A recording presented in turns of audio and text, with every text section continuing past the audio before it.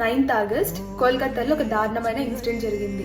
డ్యూటీలో ఉన్న డాక్టర్ ని రేప్ చేసి చంపేశారు. 9th ఆగస్ట్ అంత దారుణమైన ఇన్సిడెంట్ జరిగింటే 15th August Independence Day celebrate చేసుకుంటున్నారు.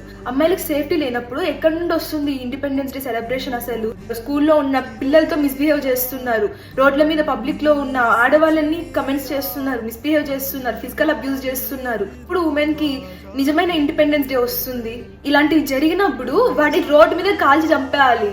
ఇంకొకటి ఎవరైనా చెయ్యాలంటే వాడు భయపడాలి. తన లైఫ్ ని నాశనం చేసే రైట్స్ అసలు వాళ్ళకి ఎక్కడ నుండి వస్తుంది? వీ వాంట్ జస్టిస్ అని ఇంత కష్టపడి అడగాలి. ఇంత కష్టపడి అడుగుతుంటే కూడా ఏం జస్టిస్ జరుగుతుంది? అమ్మాయిల్ని ఆ బట్టలు వేసుకోండి, ఈ బట్టలు వేసుకోండి, రోడ్ల మీద ఇట్లా తిరగద్దండి, ఇట్లా అబ్బాయిలతో మాట్లాడద్దండి, ఇవి కాదు చెప్పాల్సింది. అబ్బాయిలకి ఎడ్యుకేట్ చేయండి, అమ్మాయిలతో ఎట్లుండాలి, వాళ్ళతో ఎట్లా బిహేవ్ చేయాలి అని బేసిక్ ఇట్లాంటివి చెప్తే చాలు. కనీసం ఇట్లాంటి దారుణాలు కొంచెమన్నా తగ్గుతాయి.